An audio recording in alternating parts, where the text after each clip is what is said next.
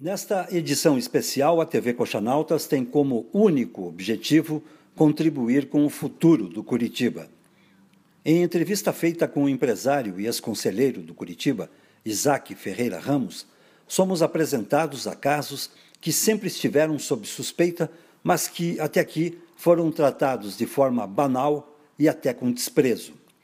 Muito provavelmente você terá apenas a confirmação do que já desconfiava, mas não pode negar que é uma boa oportunidade para passar o Curitiba limpo. Um recomeço parece ser o que resta. Um clube centenário com uma bela história, mas que nos últimos anos alguns poucos homens quase conseguem levar à extinção. É preciso pensar um novo Curitiba. O que você vai ver agora é uma radiografia do que se instalou no clube já há muitos anos e a principal causa dos nossos problemas. Interesses pessoais, vaidade, num clube onde nós, torcedores, somos bobos, eles, os espertos, que se dão bem, e o Curitiba acaba sendo um meio para seus negócios escusos e ilícitos. Assista, reflita e tire suas próprias conclusões.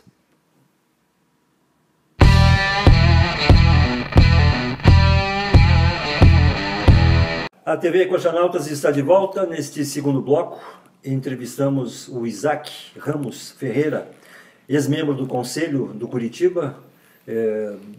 Por quanto tempo? 2 anos? 2 anos e meio? 24 meses, 2 anos mais ou menos eu fiquei lá. Você foi chamado pela chapa Coxa Maior para compor a chapa, você entrou com a turma do Bacelar. Na época eu fui chamado para assinar a lista por 160 nomes, para que pudesse a gente valer a chapa. Eu fui convidado pelo Molinari, pelo Macias, pelo Gaziri e até pelo Bacelar. Daí eu fui lá, assinei pelo Pedroso também na época, e aí assinei e fui participar com eles. E aí me engajei na campanha e comecei a pedir voto para a Coxa Maior. Por que eu fiz isso? Porque o projeto da Coxa Maior, na minha concepção, era melhor.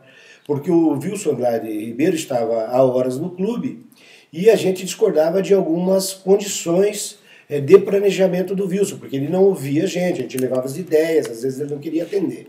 Então foi um repúdio para a gente poder fazer a oposição para a chapa do Wilson Ribeiro Andrade. E aí eu entrei, fiquei 2 anos lá, firme, sempre dando as minhas ideias. Colocando o Curitiba sempre acima de tudo. Sempre acima de tudo. Sem intenção política, sem autopromoção, sem vaidade, como a maioria faz. E na realidade, quando eu apoiei eles, foi com uma condições. Que eu iria trabalhar no Curitiba, remunerado, logicamente. Fui eleito ao conselho, tudo, mas através do Pedroso e as pessoas que eu estava apoiando, que eu iria trabalhar no departamento de futebol do Curitiba. Levei meu currículo para o Curitiba. E você tem um histórico no futebol, né? Sim, eu fui muitos anos da Federação Paranaense de Futebol. Eu que fui representar a presidência da federação em Portugal para verificar os estados da Eurocopa em 2007 para implantar no Brasil em 2014. Eu era praticamente, não tenho vergonha de dizer, eu era o braço direito do Neves Rolim de Moura, com todos os problemas que ele teve, todas as prisões que ele teve. Eu e o Almir Zanck, nós éramos as pessoas que praticamente tocavam a Federação Paranaense e nunca fomos envolvidos em escândalo nenhum. E agora... Mas só um pouquinho, só para ele terminar. Aí você entrou na chapa com a condição de trabalhar no departamento de futebol. Eu entrei na chapa... E por que isso não aconteceu? Daí eu fui... Daí o Pedroso havia me prometido que iria me colocar para trabalhar dentro do Curitiba, no futebol, remunerado, logicamente. Aí uma vez apareceu o cargo de diretor de futebol, antes deles contratarem o Alex Brasil. Daí eu falei com o presidente, com o Bacelar e com o Pedroso.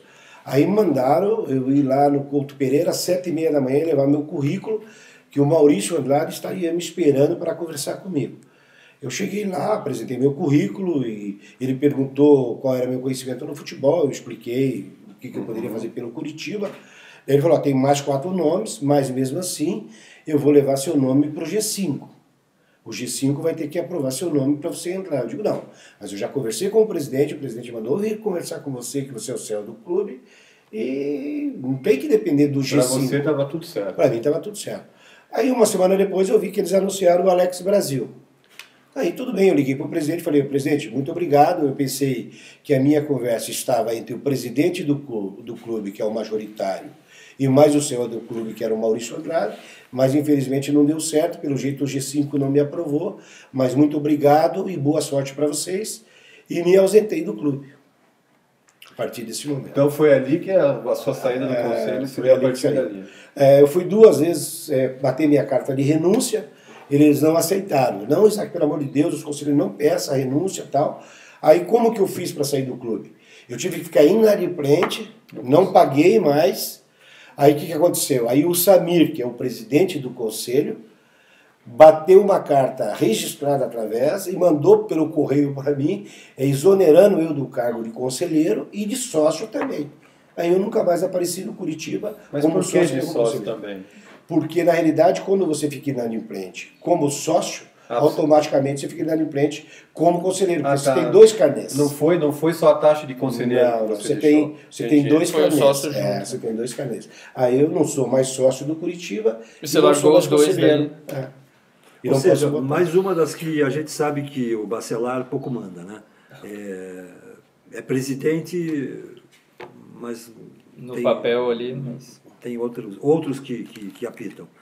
E aí você publicou recentemente um texto no Facebook que diz assim: o Curitiba está prestes a morrer, com data marcada para o dia 6/12 de 2017. Quer dizer, suponho que seja aí a data do encerramento do Campeonato Brasileiro. Ou da eleição. Se encerra dia 3 e a eleição é dia 9. Dia 9, tá.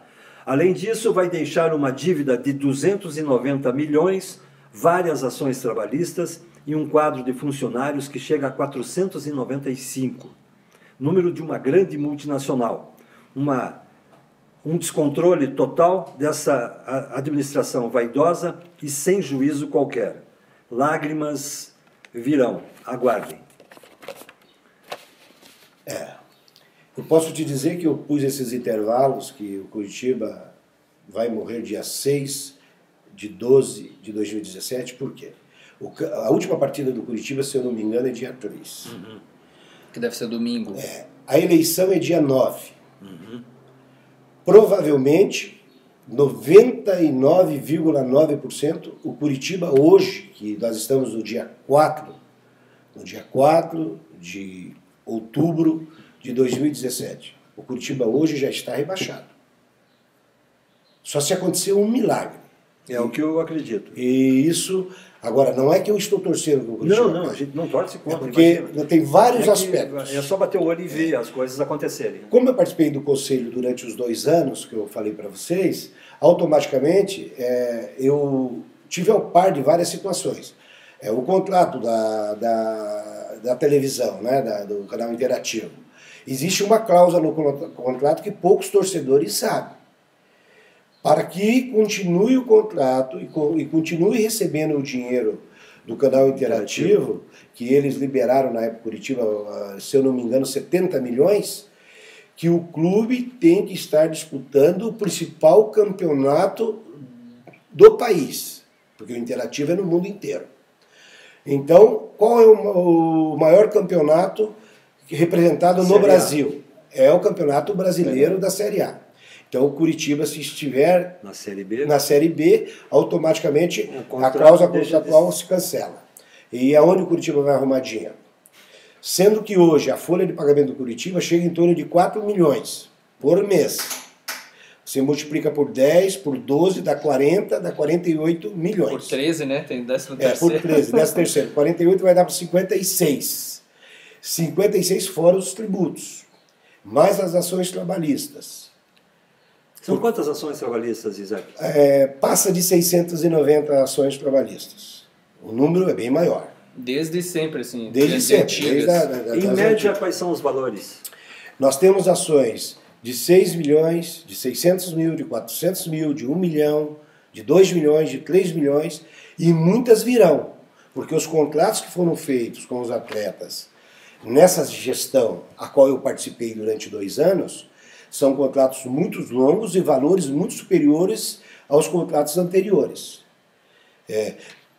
Pasmem vocês saberem que o jogador Caio, que jogou no Curitiba há mais de 8 anos, ele tem uma ação no Curitiba, que o advogado é o Mafuso, que está em mais de 2 milhões. E ninguém sabe disso. Um jogador mediano, né? Entendeu?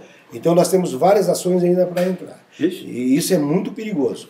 Em relação a patrocinador, nós temos um patrocínio da Caixa Econômica E o Protorque? e o Protorque. O Protorque é um patrocínio que, se você for analisar, é um patrocínio a troca de juros e não pagamento das contas.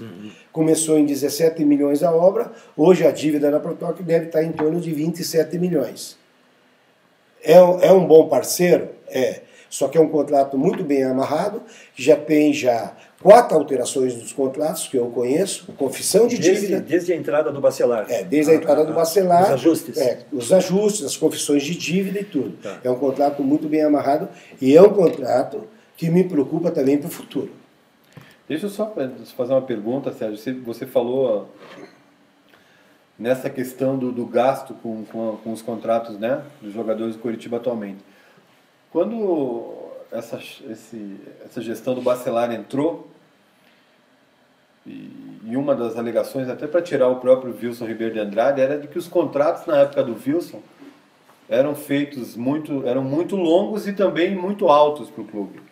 E você traz para a gente que os contratos atuais são piores dos contratos anteriores. São piores porque eles contrataram jogadores com idade avançada, que o Curitiba não vai ter lucro nenhum se fizer alguma negociação, e sucatearam a base, que é a alma de um clube. E o mais grave ainda que eu vejo em toda essa situação do Curitiba hoje é que o Curitiba não tem jogadores na base para se vender ou para se negociar. Nós tínhamos um jogador que hoje está no Paraná Clube, que eu às vezes esqueço o nome dele, Rafael Lucas. Esse jogador, já tivemos proposta, quando ele estava no auge, de mais de 8 milhões. E o presidente disse que não vendia nem por 20 milhões de euros. Eu lembro disso. Hoje o jogador está emprestado para o Paraná Clube. Reserva do Paraná Clube. Praticamente, o jogador hoje não tem valor comercial nenhum. E era um jogador que a gente sabia que era problema.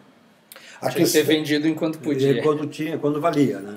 A questão de um jogador que o Curitiba vendeu logo na entrada do Bacelar, que foi o Lucas Mendes, que era do Jatobá, era o procurador dele. Foi vendido para a França. Entrou 3 milhões e pouco para o clube. Praticamente, esse dinheiro sumiu e muitos outros dinheiros que entrou.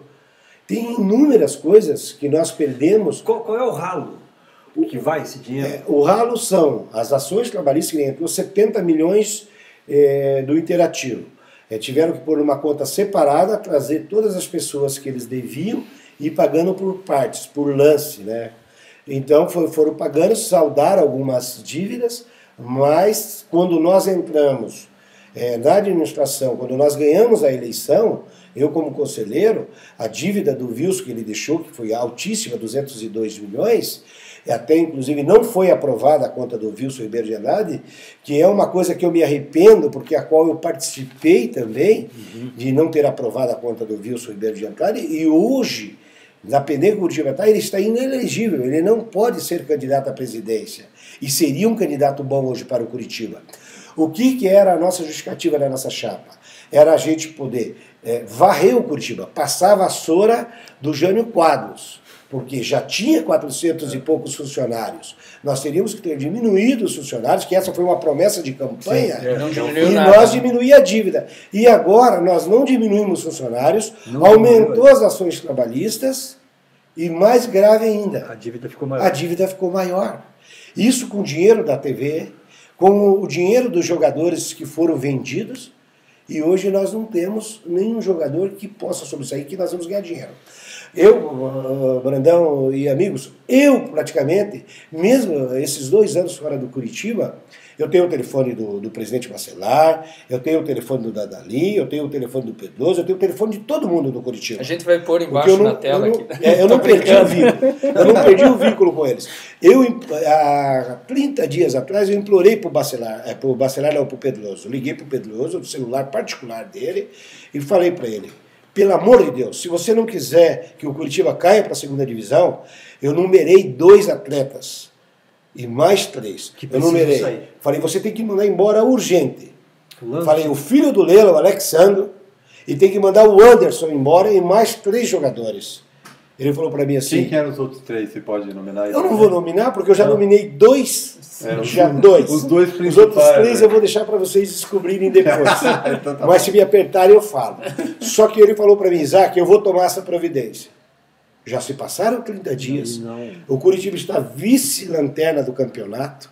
Provavelmente nessa nova rodada que nós vamos ter, provavelmente o Atlético Goianiense vai passar o Curitiba e nós vamos para a lanterna de vez. Você fala desses 5 jogadores aí, Sim, 2 que se deu nome, mais 3 que você não deu, por deficiência técnica ou porque você acha que eles têm uma influência maior? Comportamento, digamos assim. Não, por comportamento. Eu, se eu fosse diretor de futebol... Se eu fosse diretor do Curitiba, eu teria mandado embora o Alexandre após o jogo do Sport. Sim, aquela quando ele deu uma declaração que se não estiverem contente, eu pego a mochila e vou embora e me apresento no Palmeiras que eu estou aqui de favor. Eu teria mandado ele embora no vestiário. De acordo. E o Anderson? O Anderson, por quê? O Anderson veio para cá e de repente ele disse que amava o Curitiba, aí começou uma sessão para ele não fazer os 7 jogos no Campeonato Brasileiro, que ia embora para o exterior, que tinha várias promessas, aí fizeram um acordo branco com ele lá, e ele continuou no Curitiba, mas continuou no Estaleiro. Ele não divide uma bola tecnicamente, não. Aí fechou os jogos, praticamente esse jogador não representou nada para o Curitiba. E é um dos maiores salários que o Curitiba tem. E o Henrique Almeida? Por quê? Por que o Henrique Almeida? Não é o Henrique Almeida.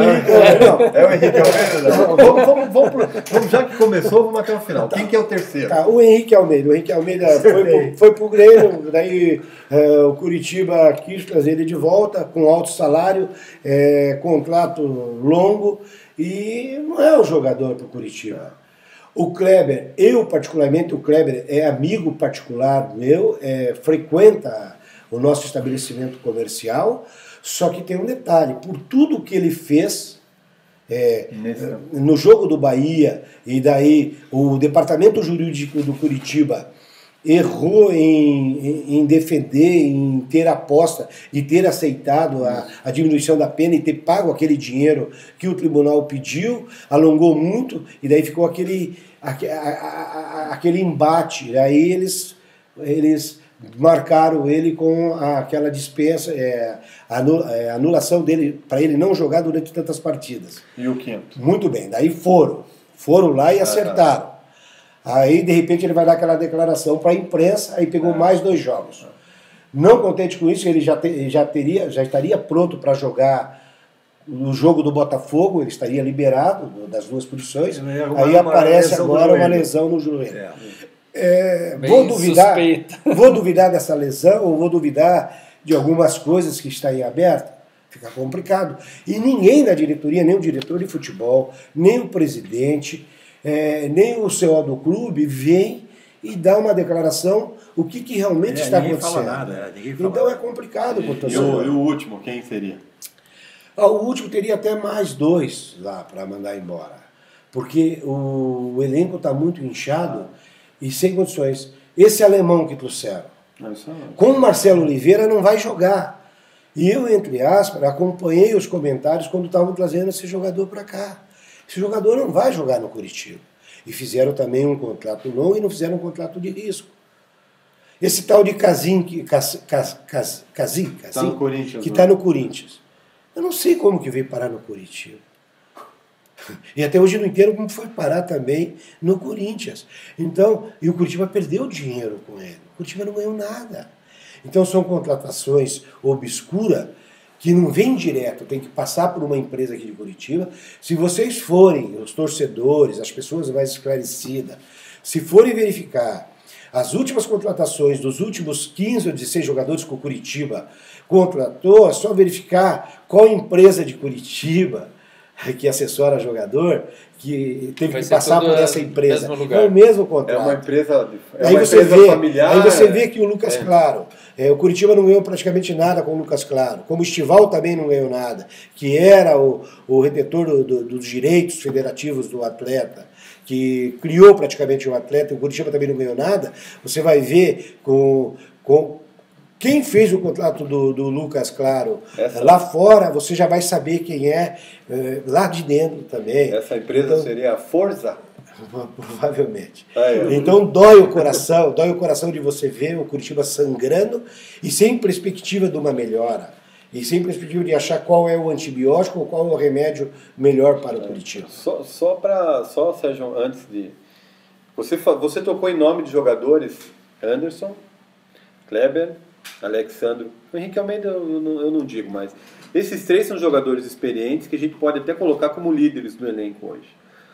Eu tenho acompanhado, eu conversei muito com o Alex já e o Curitiba escapou do rebaixamento em 2014 porque os líderes do elenco se uniram e carregaram o time nas costas, pegaram alguns jogadores mais comprometidos e livraram o Curitiba do rebaixamento. Agora não existe isso. Né? E isso não existe esse ano, né?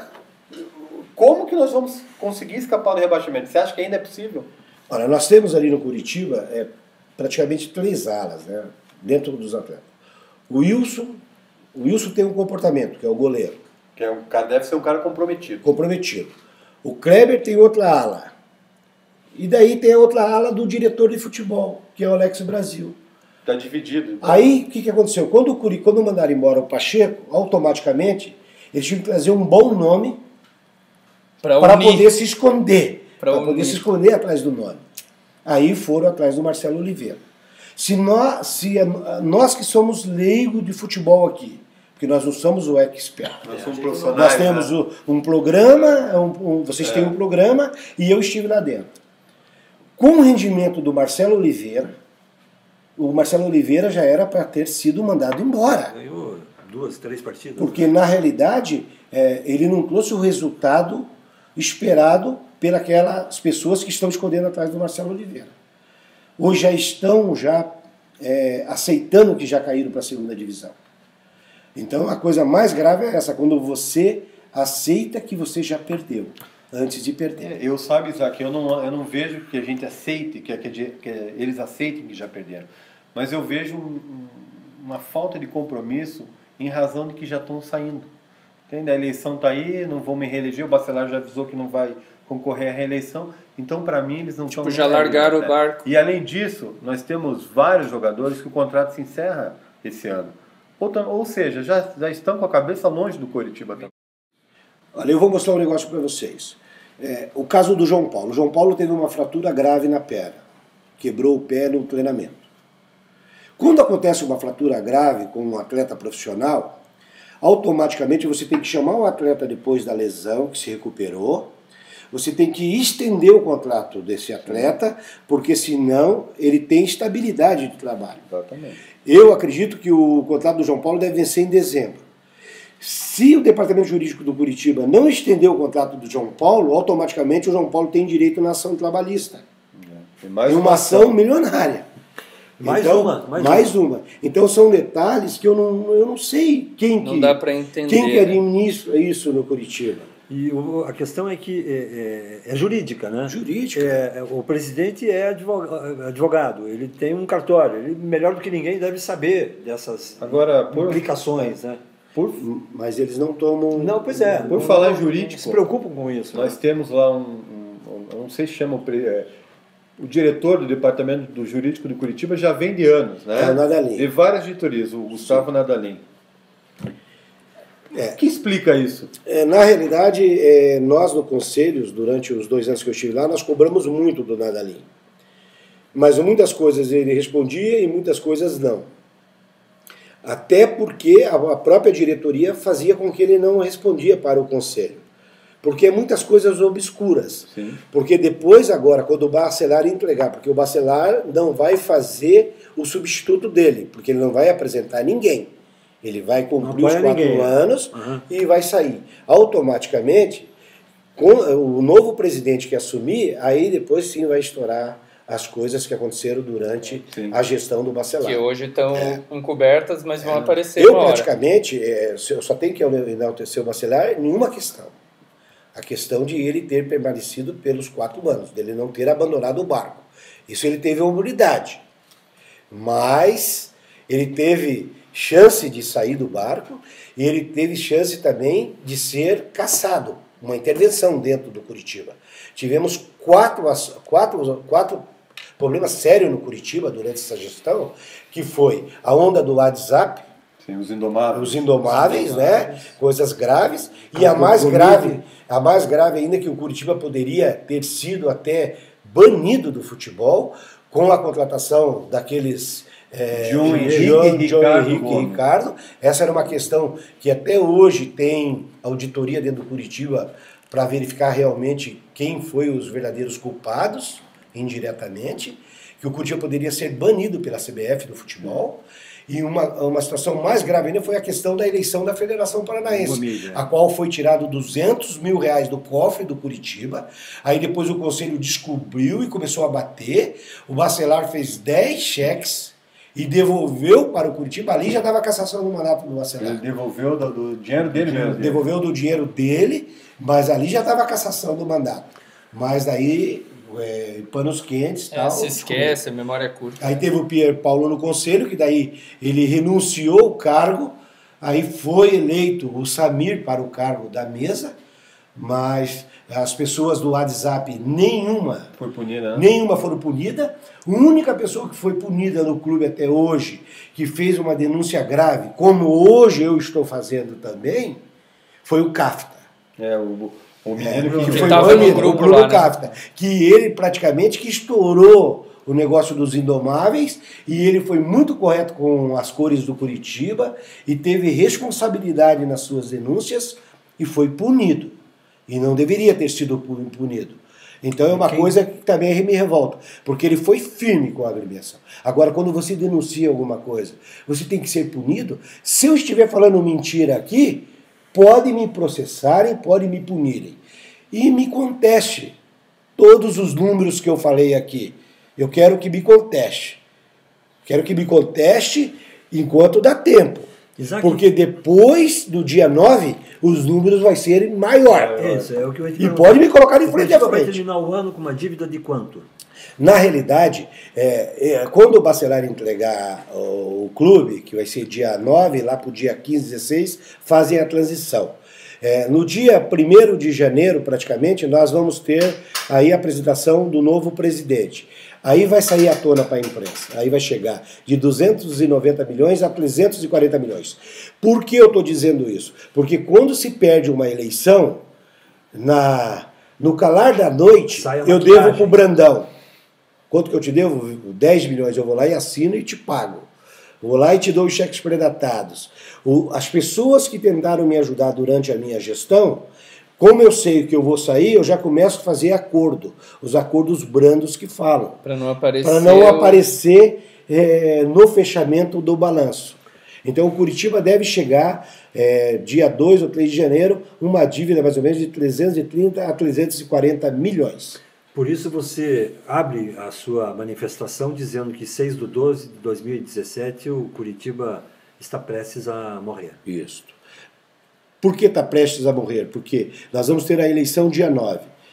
Nós temos 4 nomes que estão se cogitando a ser candidato à presidência do Curitiba, que é o Samir, que é o Samir, o Viale, o Bajo, que estava querendo sair, mas a família não está querendo deixar, e o menino lá da Casa de Frango. Não, o Cassim. O Cassim. São esses quatro pessoas que deixaram o nome para os grupos avaliarem. Essas pessoas têm consciência desse abacaxi todo? Quem hoje tem mais por dentro de toda a situação do Curitiba é o Bajo. Porque ele é do conselho, o diretor lá, que tem todos os números. E o Samir também, que esteve na mesa do conselho, que sabe de tudo. E o Viale, que sabe mais ou menos, porque as pessoas falam, como eu também sei, porque eu estive lá. Eu sei e já passei para alguns amigos do Viale também. O Viale sabe mais ou menos o que ele, se ele for eleito, vai pegar. Mas dessas 4 pessoas, eu não vejo uma saída para o Curitiba. Tinha que aparecer um fato novo. Você acha que pode correr o risco de a gente não ter chapa nenhuma inscrita no final do ano? Não, uma chapa vai sair. Vai sair, sempre sai alguém. Ou vai sair um consenso dessas 4 pessoas se unirem e fazerem o G5, que eu acho também uma coisa ruim para o clube. porque na realidade eu acho que tem que ter bate-chapa, muitas pessoas acham que não pode ter. O debate é importante. Eu só gostaria de não ter bate-chapa se fosse uma chapa pura. O que é chapa pura? Um cabeça pensante, estilo Mário Celso Petralha.